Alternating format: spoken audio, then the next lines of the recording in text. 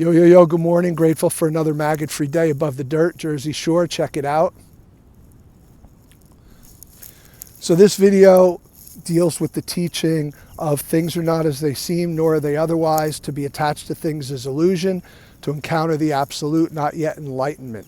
Each and all the subjective and objective spheres are related and at the same time independent, related yet working differently. Each keeps its own place. Each thing has its own intrinsic value and is related to everything else in function and position. So everything has its own intrinsic value and it's related to everything else in its function and its position.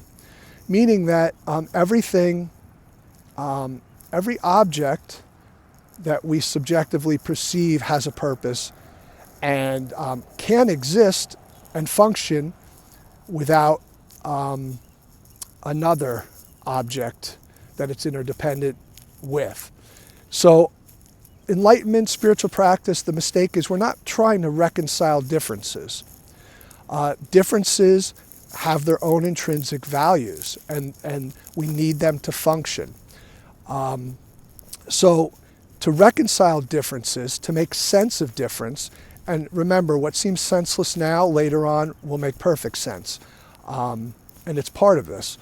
But to reconcile differences, we actually stop trying and see the sameness in the difference. Difference separates. Seeing the sameness engages us and makes us one, whole, engaged with the experience. So the 8 vicissitudes need each other, right? You can't have pain without pleasure. You can't have gain without loss. You can't have praise without blame, and you can't have fame without disrepute. You can't know one without the other. This is because of that. That is because of this. It's how the relative functions. So this is huge in terms of learning how to apply the concept, the philosophy of letting go and breaking attachment. Right? To break attachment and to let go, we need to see that no experience happens interdependent of any other experience, and that each experience we have must happen so we can have its opposite, right? So when pain is present, it's already creating pleasure, right? When pleasure is present, pain is already forming.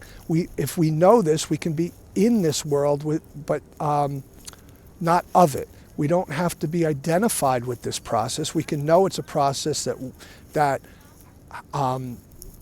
is independent of us and has to happen and will happen, and we can just let it happen, and that's how we let go, and that's how we don't identify and attach. So I hope this was helpful. The next video, I'm going to go on a little further with this with what's called the Heart Sutra. So have a great maggot-free day above the dirt. Peace out.